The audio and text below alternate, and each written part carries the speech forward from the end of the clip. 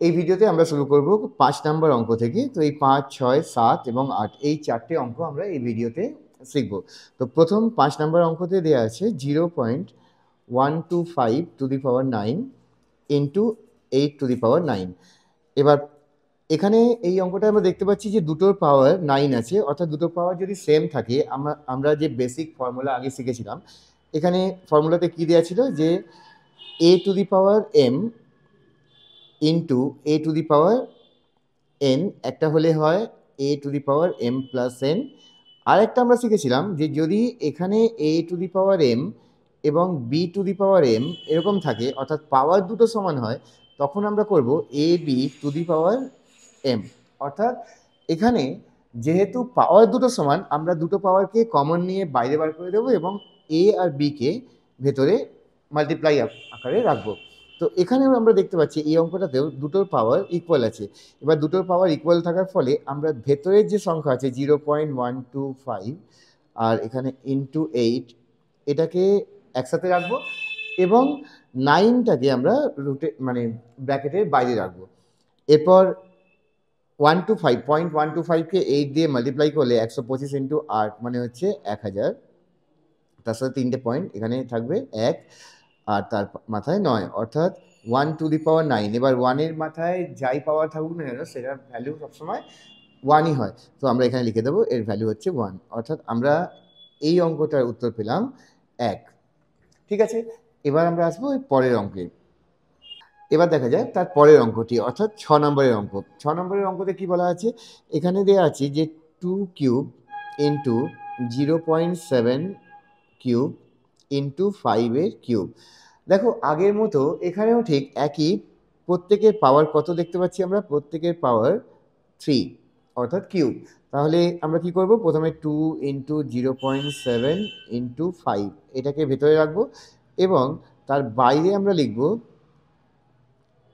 এখানে বাইরে লিখব কিউবকে, অর্থাৎ এই যে 3টে কিউব তিনজনের মাথায় ছিল, এটা সেম হওয়ার ফলে কমন নিয়ে এটাকে আমরা বাইরে নিয়ে যাব এবং ভেতরের সংখ্যাগুলোকে মাল্টিপ্লাই করে নেব। এবার গুণ করবে, কত হবে 7.7 ইন্টু 2 মানে হচ্ছে 1.4।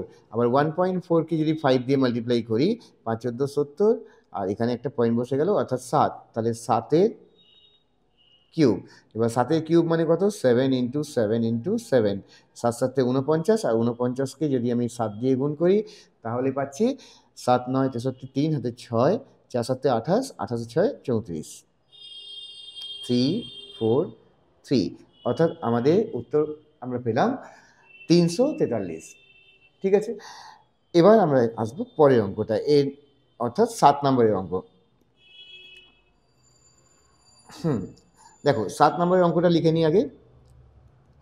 এখানে দেওয়া আছে -2 এর হোল কিউব, তারপরে -2 এর টু দি পাওয়ার 5। এবার এটা আগের থেকে একটু আলাদা, কারণ দেখো এই অঙ্কগুলোতে পাওয়ার সেম ছিল, এই দুটোতে কী ছিল, পাওয়ার সেম ছিল, কিন্তু বেসগুলো ডিফারেন্ট ছিল। এখানে আবার আমরা দেখতে পাচ্ছি বেস ইকুয়াল কিন্তু পাওয়ার ডিফারেন্ট। তাহলে যখনই বেস ইকুয়াল থাকে আমরা কোন ফর্মুলা ইউজ করি, আরেকবার ফর্মুলাটা বলে দিচ্ছি। ধরো a to the power m আর a to the power n, এখানে দুটোর পাওয়ারই, দুটোর বেসই সেম, অর্থাৎ a, এবং পাওয়ারগুলো একটাতে m একটাতে n, একটা বেস লিখতে হয় এবং তার সাথে m প্লাস n, অর্থাৎ এখানে পাওয়ারগুলো অ্যাড হয়ে যায়। ঠিক এখানেও আমরা এটা করব, এটা লিখব -2 এর ওপর 3 প্লাস 5, তাহলে -2 টু দি পাওয়ার 8। এবার এই 2কে -2কে আমরা 8 বার মাল্টিপ্লাই করব, অর্থাৎ -2 করে 8 বার লিখব। তো এটা লিখে নেওয়া যায়, -2 ইন্টু -2 ইন্টু -2 ইন্টু -2 ইন্টু -2, কটা হলো 5টা, আর 3টে করে নিই, ওকে 3টে, সরি 2। তো এখানে আমরা পেয়ে গেলাম 8টা -2, এদের মাল্টিপ্লাই করতে হবে। এবার দেখো আমি -2 নাও লিখতে পারতাম, কেন, দুটোর মধ্যে ডিফারেন্স বলছি কী হবে।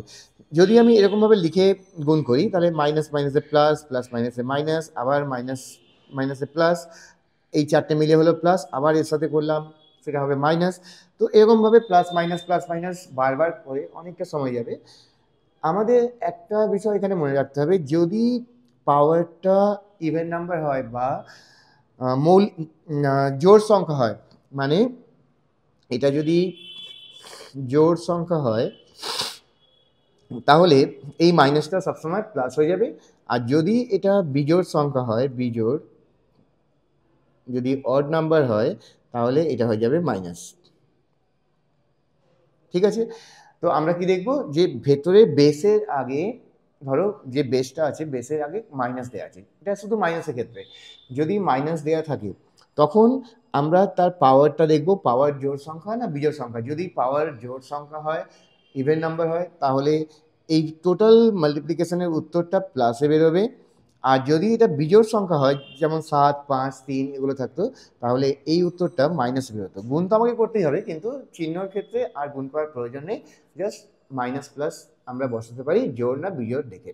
এরপর আমাদের গুণ করতে হবে এই দুইগুলোকে, তাহলে 2 দুগুণে 4, দুগুণে 8, দুগুণে 16, দুগুণে 32, দুগুণে 64, 64কে আবার 4 দিয়ে গুণ করে নিই, তাহলে 64 ইন্টু 4, 4 4 16, 6 হাতে 1, 4 6 24 থেকে 25।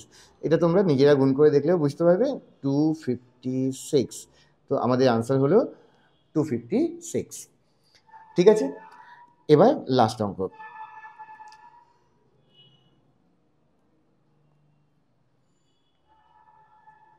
চলো লাস্টে এইটা দেখে নিই একটু, তাহলে এই চ্যাপ্টারটা আমাদের শেষ হবে। এবার এরপরে আমরা নেক্সট চ্যাপ্টারে আসবো।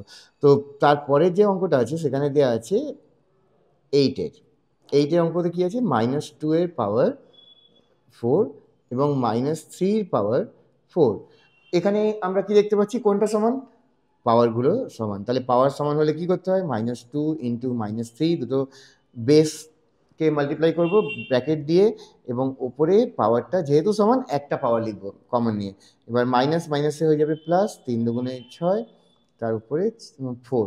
এবার 6-এর পাওয়ার 4 মানে কি, 6 ইন্টু 6 ইন্টু 6 ইন্টু 6, 6 6 36, এখানেও 6 6 36, তাহলে 36কে আমরা গুণ করে নেব 36 দিয়ে, অর্থাৎ 6 6 36 6 3, 3 6 18, 19 20 21, এখানে হবে 3 6 18 8 হাতে 1, 3 6 18 8 হাতে 1, 3 থেকে 9 একে 10, অর্থাৎ 6 9 2 1। তাহলে উত্তর হচ্ছে 1296। এটা হলো আমাদের আনসার। ঠিক আছে, তো এই পার্টটা আমাদের কমপ্লিট হলো। এবার আমরা নেক্সট ভিডিওতে আসবো এর পরের পার্টে, অর্থাৎ নেক্সট চ্যাপ্টারে, যে অঙ্কগুলো তোমাদের পরীক্ষার জন্য খুবই ইম্পর্টেন্ট হবে। তো আশা করি এগুলো তোমরা বুঝতে পেরেছো, ঘরে প্র্যাকটিস করো, এবং এটা হয়ে গেলে নেক্সট ভিডিও তোমরা একটু চেক করে নাও। Thank you.